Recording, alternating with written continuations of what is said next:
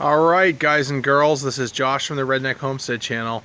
As promised, I'm back with a walk around of the M923 A2 6x6 military surplus rig, what I am calling the ultimate bug out vehicle. So, sorry it took me a couple extra days to get this thing to you, but this is going to be part 2 of probably more than a couple of parts. So let's go for a walk around this thing. Alright, for starters, this thing is an absolute monster. It is 27 feet long, 8 feet wide, and almost 11 feet tall.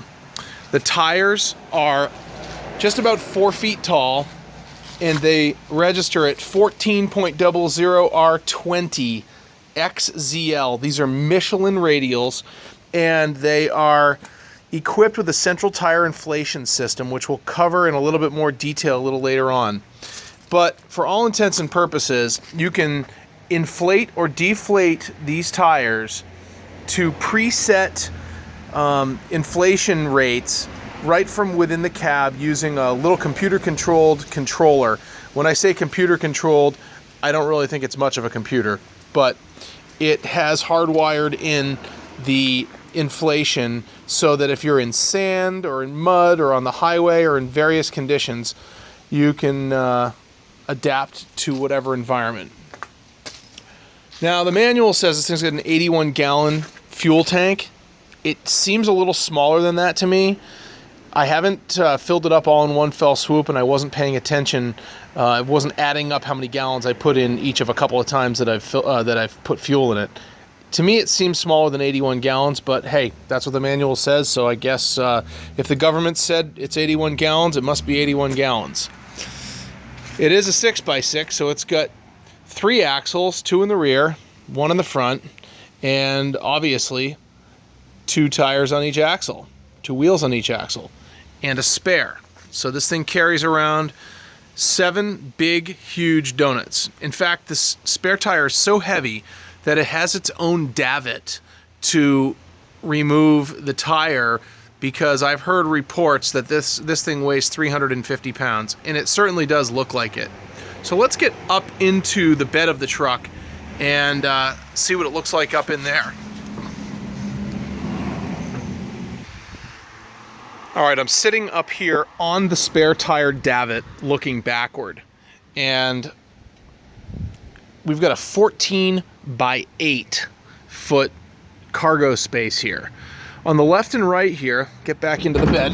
Ugh, quite a jump. We have fold down aluminum troop bench seats here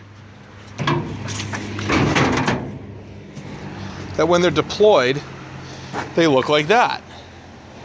Pretty intuitive, actually. They act as high rack sides when they're not in use, and they act as seats when they're down. There are tons and tons of anchor points here. 1, 2, 3, 4, 5, 6, 7, 8, 9, 10 on each side. Oh, 11, sorry, because there's one up here. So there's 22 anchor points. Very impressive.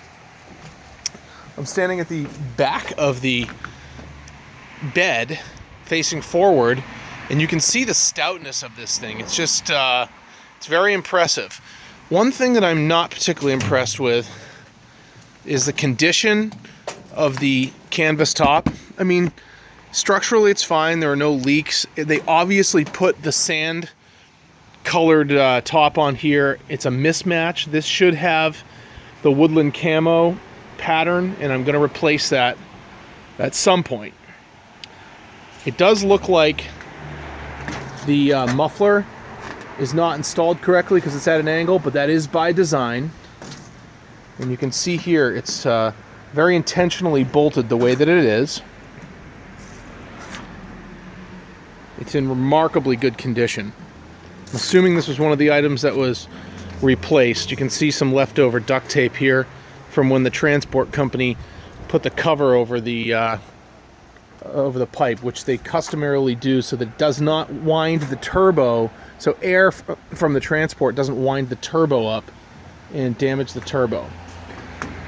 Now here on this side is the snorkel, the air intake.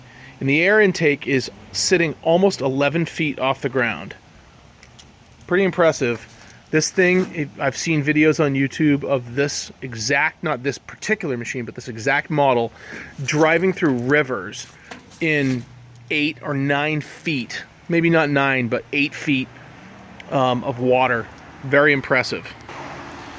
All 3 sides, the left, the right, and the rear, all fold down. So while this is not a dump body, and it's a fixed body truck, you can basically load anything you want and unload it from any orientation. I'll find this particularly useful for hauling my ATVs. I can just fold one of the sides down and pull it up to, you know, a bank, an embankment, or whatever, and offload them sideways, right off the back tailgate, whatever. From the front here, you can see one of my favorite features is this big old monster hydraulic winch. When I bought this thing, the chain here was run up instead of through this shackle here. It was looped around a couple of times, and the hook was hooked on just like this. The last person to operate this before I got it had overwound the winch and put a ton of load on the drum here while this clutch was engaged. So there's a tremendous amount of load on the clutch, thereby preventing me from disengaging it into freewheel mode. So practically this thing was useless because it was bound up. And I later found out why I couldn't back the winch out, and I'll go to that in a second. What I ended up needing to do is to cut this grade 8 bolt here that's on the lead off of this cable. So once that was cut with the torch, we let it all cool down. I went and addressed the issue with the winch and got that all freed up, working wonderfully, and threaded this chain through the shackles like they're supposed to be sitting, so that if, you know, in a worst case scenario, it was accidentally overwound, we just pull this this pin here, and we remove the clevis pin from the shackle and drop the whole thing down, and everyone's good. It was pretty scary to see this thing snap. Once the bolt was cut, it did give out. Nothing flew, nothing snapped. I thought it would be much more eventful than it was, and thank God that it was not a harmful or dangerous situation. So moving on to this side here, we've got a couple of really nice toolboxes. This one here, and then this one here. I've put a bunch of towing stuff in here. It's locked and I don't have my keys handy, so I'm not gonna open that up. You'll get the point though. It's just filled with towing and recovery accessories, straps, slings, things like that.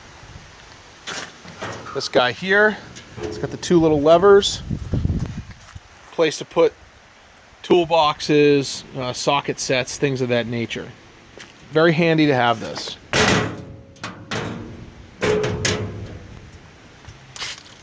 Here's the hydraulic tank, the hydraulic reservoir. When I was working on the hydraulic winch, I disconnected the supply and the return, and I just wanted to make sure that I had flow in both directions. And as a result, I ended up draining the tank. When I refilled it, it didn't even take 5 gallons. So I think it's probably 4 gallons if I had to guess, maybe 4.5 gallons. And everything's working wonderfully. I'm going to take you underneath the truck actually, because I think it's worth taking a look at the machinery that this thing sits on. All right, for all you gearheads, I am almost sitting straight up underneath, facing backward. And you can see all of the undercarriage here, and this thing is just in unbelievably remarkable condition. It has been painted, or repainted I should say, but there's absolutely no rust whatsoever anywhere on this machine, with the exception of a little bit of paint flecking and surface rust. That's no big deal. That's something that I'm going to very quickly and easily take care of. But something I wanted to point out, which is well worth going into for a second, is the condition of the hydraulic lever action. So I just mentioned that this whole truck was repainted. Well, guess what was repainted here? This is the hydraulic valve, and what you're seeing here is the repaired version. When you pull it, it sends the winch in one direction, and when you push the lever, it sends the winch in the other direction. Now when you pull it out, obviously there was no problem pulling it out, but when I was pushing the lever in the other direction, there was a thick layer of paint around the piston, which was preventing it from going in. I can imagine that every single one of these vehicles that was repainted like this, that was not attended to, would have this exact same problem. So I broke it. I broke the paint free just with a sharp blade, chipped it off, and then I just used some lithium grease around it just to loosen it up. Played with the lever inside in both directions just to work the grease in between the housing and the piston itself, and it is just as pliable and as movable as it probably was the day it was brand new. Now, interestingly, this is a PTO, and for all you gearheads, you all know what that is, but for those who may be new, PTO stands for power takeoff. And the power takeoff, I don't know if you're going to be able to see up in here. I'm going to try, though. If you can't see it, then I'll just tell you. It's going to be dark. This is the PTO shaft right here. And when it's engaged, it sends this shaft spinning right off of the transmission. That shaft is going to spin, spin, spin, and power this hydraulic pump. This hydraulic pump takes hydraulic fluid from the reservoir using this big, huge supply, and then it sends it into the valve and all of the plumbing down here into the hydraulic motor, which I'm going to zoom in on. You can see those two hydraulic cables here. That's the supply and the return for the winch hydraulic motor. Pretty interesting stuff, huh? As long as we're facing forward, you can see the front axle. There's the drive shaft. This is the transmission cooling, the transmission oil pan. And forward of that, you can see the massive oil pan here. It's like almost 20 gallons of oil. Imagine doing that oil change every couple thousand miles. Facing rear again, this is the middle axle or the front rear axle. Just look at the size of this machinery. It's just incredible. The extent to which this stuff is overbuilt is just, it's amazing. And I'm daunted by the prospect of maintaining this. It's going to be pretty costly, but an ounce of prevention is worth, I guess, a ton of cure in this case. All right, I'm just about done underneath here, so I'm getting out. Hang on. Let's go under the hood.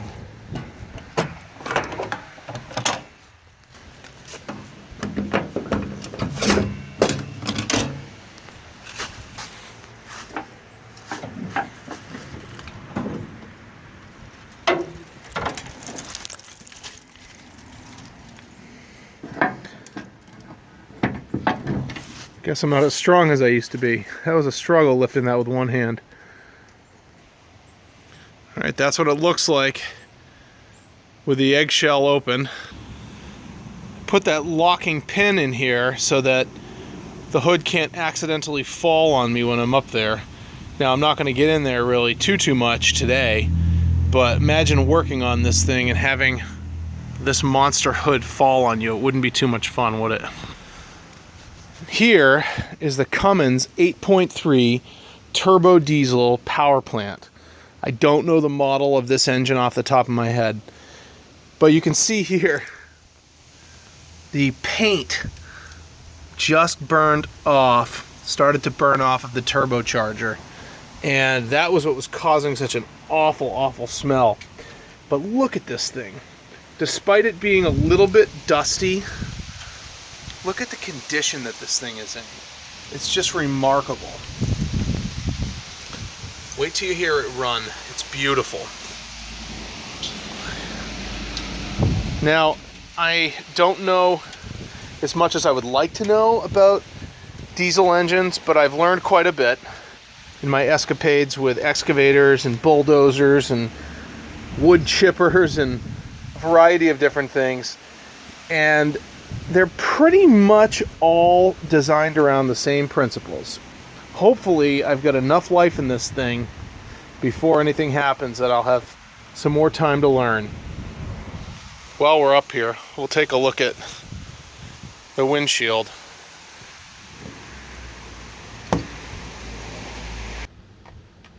Now, underneath the passenger seat, we have the batteries. It has got a 24-volt system running on 2 banks of 2 each batteries. So we have a total of 4 batteries, which is 2 banks of 2 in series in parallel. So you'd have bank 1 left and right, wired in series at 12 volts each, creating a 24-volt battery. And then you've got another bank, bank 2, comprising 2 batteries at 12 volts each in series, each of those 2 banks in parallel. So for you guys, electronics guys and electric guys, you'll know exactly what I'm talking about. If you don't worry about it. It's not that exciting. All right, let's get up and take a look at the inside of this thing. At first glance, it looks pretty primitive and pretty basic. At closer inspection, it's pretty primitive and pretty basic. But at third inspection, you're going to see exactly the quality level of everything that has gone into this truck. It's very impressive. Let's take a look at the instrument panel. There's your RPMs, your miles per hour, your engine temp, your primary air pressure. There's redundant air tanks, and they each are holding 120 pounds per square inch. Got your voltmeter here, transmission oil temperature, oil pressure, fuel level, and yes, believe it or not, this thing has ABS in both rears. So, you know, I'm sorry, I'm a little out of breath here. If you can believe this thing was designed with ABS, you might say, well, I mean, what is this thing? A 3-speed manual, 4-speed manual? No, ladies and gentlemen, it is a 5-speed automatic. Can you believe a 22,500 pound military vehicle made almost 25 years ago is an automatic, and it has a wonderful Allison transmission in it. Right to the left of the transmission is the central tire inflation system here. Highway mode, cross-country mode, sand mode, emergency mode, and run flat mode. Now, I'm not really super acquainted with this, so I'm not going to sit here and talk about it like I know what I'm talking about, because I don't really. I can tell you this, generally speaking, you want more air pressure in your tires when you're on hard pavement, on hard dirt roads, things like that. When you get into sand, you need to soften your tires up. When you're in, softer terrain, mud and things like that, you want to soften your tires up. And an example I'm going to give you will be your four-wheelers. Most four-wheelers are low tire pressure vehicles that are running about 10 psi, where, for example, my truck is like 80 psi. So we don't need to get into that full discussion.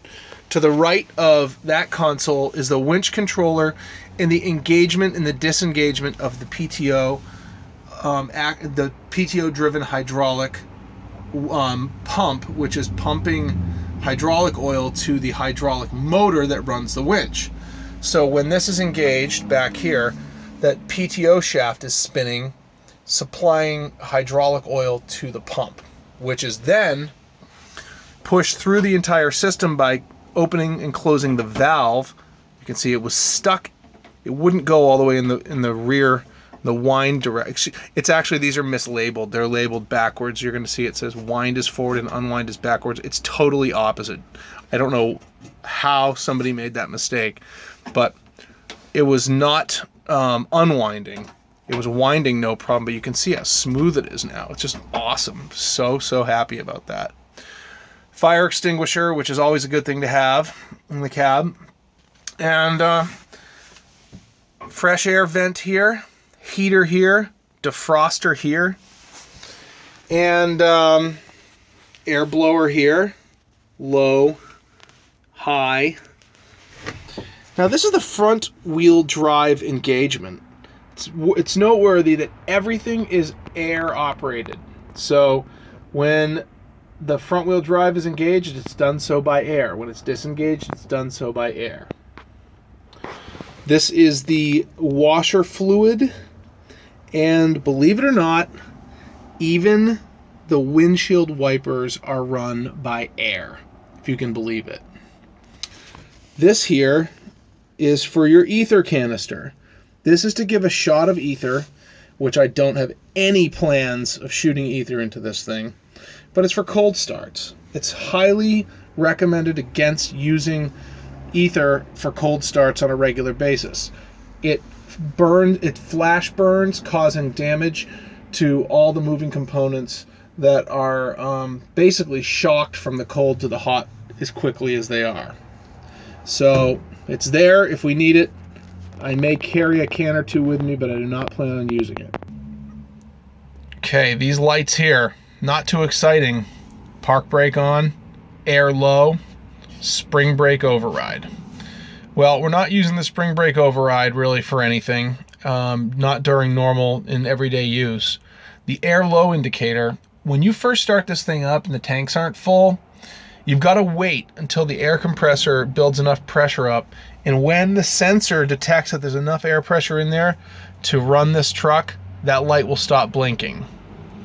When your park brake's on, that light will be illuminated. What's interesting about this is these are LED lights. This looks so primitive and it looks so old and it looks just like these old light bulbs. These are LED lights that are in there. I don't know if you can see. I'm going to try to zoom in. Crazy. Just crazy. Let's go to the floor real quick. On the floor, obviously, simple enough. You've got your accelerator pedal on the right, and you've got your air brakes on the left. Just like the old trucks, pickup trucks from the 80s, you've got your high beams and low beams right here. This is just a fresh air vent here. Nothing too exciting there. And you can see up here on the dash, you've got your right windshield wiper, air supply and return, because they're air-operated wipers. Now, why they made these such a heavy metal, I don't know. In fact, if anybody knows, can answer exactly why these things are so overbuilt, I would appreciate an answer. I can't figure it out. I have no idea. But evidently, the people who designed and built this had some serious durability in mind, because it's going to take one heck of a defroster to melt that steel. So what do you think? Why don't we start this thing up? All right, the top switch is master power on and off. Before we can really do anything, we got to turn the power on. And then we need to put this into run mode. You can hear the fuel pump, a couple of different pickup cycles there. And then to start it, see how fast that thing started? This is just so impressive. I'm so impressed with this thing. It's idling between 500 and 600 RPM, and you can hear that obnoxious high-pitched noise. Well, that's the park brake. Oh, we didn't even go to the floor yet. Let's go to the floor real quick. You've got two levers here. One of the levers here is the park brake, and it's got an adjustable tensioner right there. I'm not going to mess with it right now. I don't need to. And when it's up or in the thrown position, the park brake is engaged. When it's down and it's reset, the park brake is off. The lever immediately to the right is the high-low transfer case switch, or lever I guess you call it, engaging or disengaging low range. Now, while we're on the subject of low range, to the best of my knowledge, there is a pretty serious design flaw. Unless they intentionally designed it to be flawed, you're not allowed to use reverse in low transfer. So that's just something I've had to kind of accept, and if it's a design flaw, then it is what it is. While this thing's running, you can probably hear some squeaking coming from underneath the hood. And what that is a squeaky serpentine belt. And I put some belt conditioner on there, and I just think that the belt is beyond repair or beyond recovery at this point. So that's going to get replaced. It's driving me insane that it's making that squealing noise. I can't stand it, but it is what it is.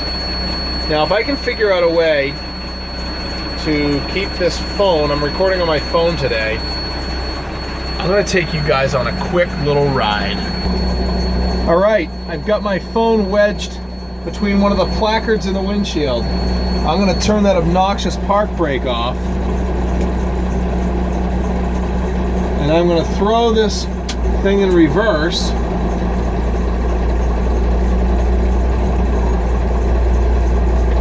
And I just realized that I forgot to take one of my wheel chocks out, but that's okay. I think we can get over it. Haha, no problem. Kind of funny, actually. Take you for a quick ride just around the block. You see my Trump sign there? I want to be very clear about something regarding my involvement in any sort of presidential campaign of any kind. At this point, I am 100%, not 90%, not 99%, but 100% convinced that it doesn't matter who the president is. That the United States has gone beyond the point of return, and we are at a place in history right now where we need a massive reset. And I've always supported Donald Trump as a business person, and I've been very impressed with him as a business person.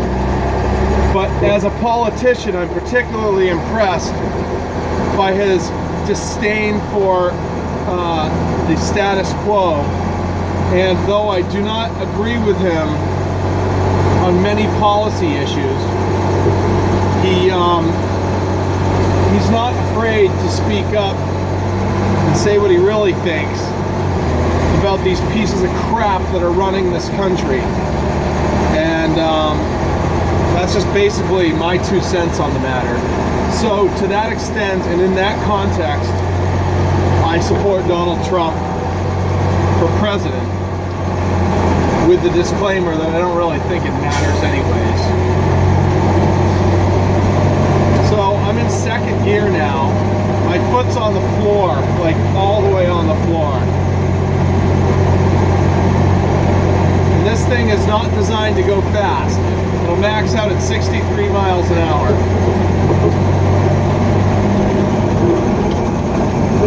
It's a relatively comfortable ride, actually. I mean, it's a little loud in here, but that's all right.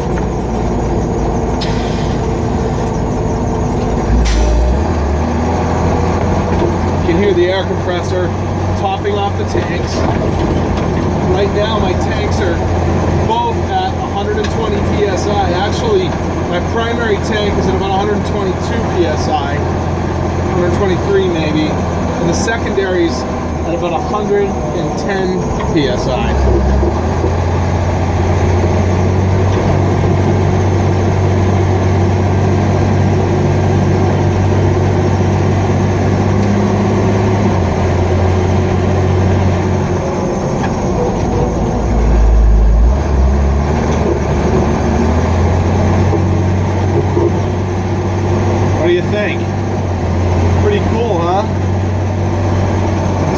Here.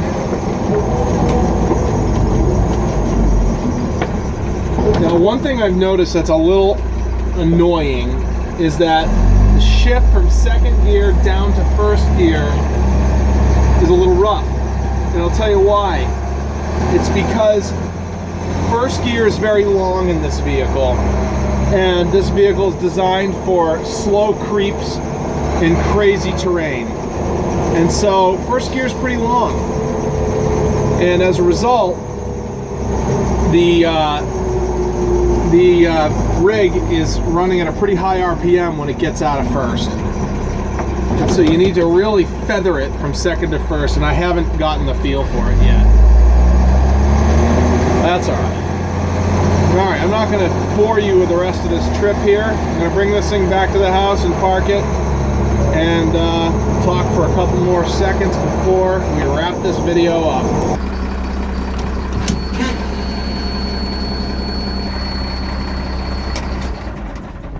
Alright guys, well, as promised, there you have it. The walk around of the M923A2 military surplus 6x6. I hope you enjoyed this, and if you did, I would appreciate a thumbs up. And if you haven't already subscribed to us, that you'd hit that subscribe button right now. Please go ahead and do that, and we'll keep the exciting content coming. You take care. Talk to you later.